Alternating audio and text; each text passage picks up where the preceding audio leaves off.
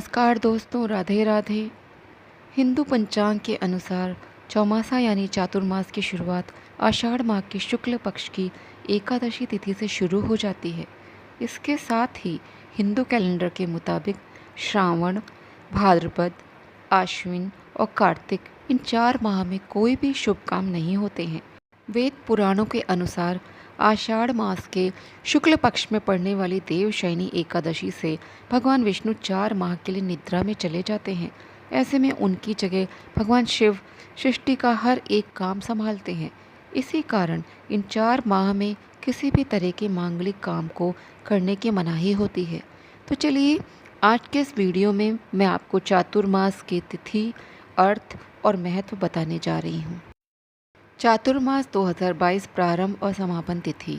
चातुर्मास का प्रारंभ 10 जुलाई 2022 रविवार को देवशयनी एकादशी से आरंभ है। चातुर्मास का समापन 4 नवंबर 2022 शुक्रवार को देव उठनी एकादशी के साथ समापन होगा।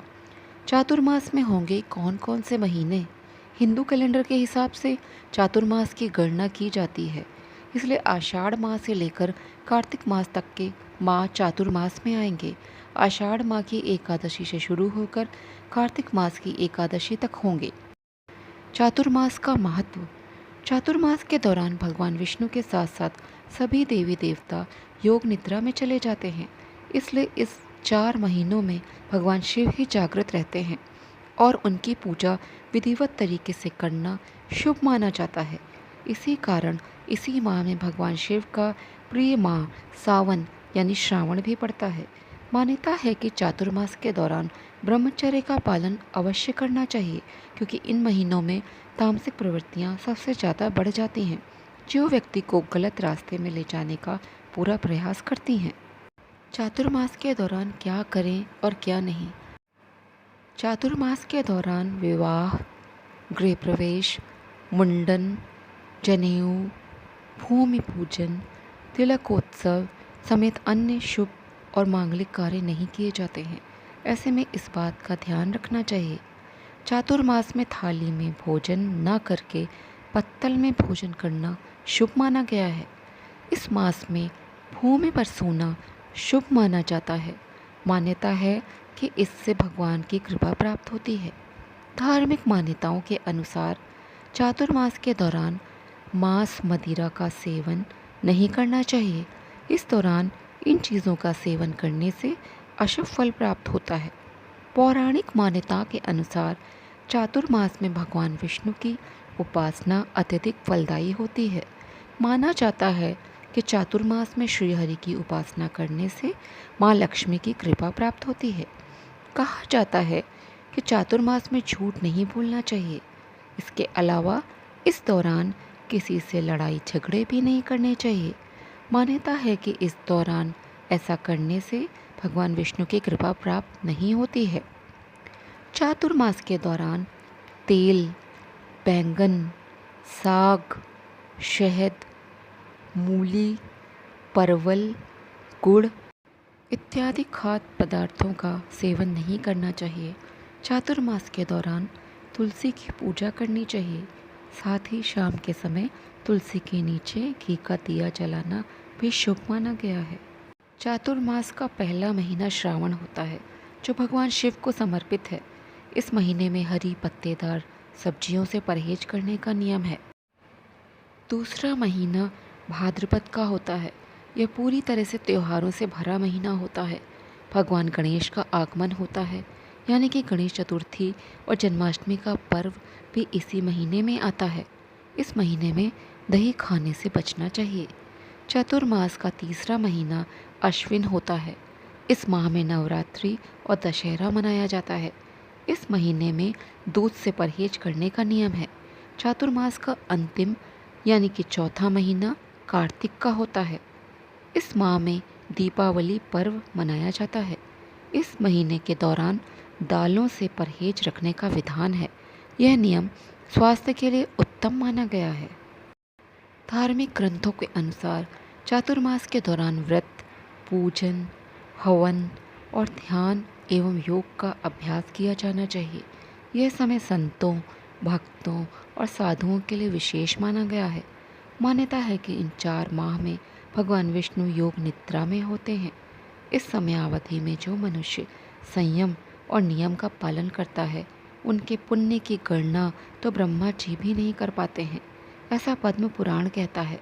इस दौरान विष्णु सहस्त्र नाम का पाठ करना विशेष पुण्यदायी कहा गया है। चौमासा या चातुर्मास व्रत के नियम। चौमासा के कई नियम होते हैं जो सभी अपनी मान्यता अनुसार निभाते हैं। सबकी अपनी श्रद्धा होती है। तो चलिए मैं आपको कुछ नियम बता रही हूँ। स्नान। चौमास के दिनों में महिलाएं सूर्योदय के पूर्व उठकर स्नान करती हैं, साथ ही पूजा कर मंदिर जाती हैं। खास तौर पर श्रावण एवं कार्तिक का महीना, कार्तिक में कृष्ण जी एवं तुलसी जी की पूजा की जाती है। उपवास व्रत। कई लोग पूरे 4 महीने एक वक्त भोजन करते हैं एवं रात्रि में फलाहार किया जाता है। प्याज, लहसुन, बैंगन, मसूर जैसे भोज्य पदार्थ से परहेज। पूरे 4 महीने कई लोग ये सभी पदार्थ अपने भोजन में उपयोग नहीं करते, खास तौर पर श्रावण एवं कार्तिक माह में। चातुर्मास में पैर में चप्पल नहीं पहनते। कई लोग नवदुर्गा के समय चप्पल नहीं पहनते हैं। बाल एवं दाढ़ी नहीं कटवाते। श्रावण एवं नवदुर्गा में कई पुरुष अपने बाल एवं दाढ़ी नहीं कटवाते। धार्मिक कर्मकांड।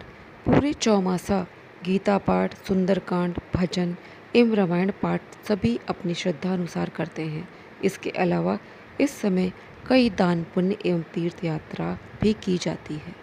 चलिए जानते हैं कि चातुर्मास में किन देवी देवताओं के पूजन से पूरी होती है सभी मनोकामनाएं। भगवान शिव। पौराणिक मान्यता है कि चातुर्मास में भगवान विष्णु सभी देवी देवताओं के साथ राजा बलि के यहाँ पाताल लोक में आराम करते हैं।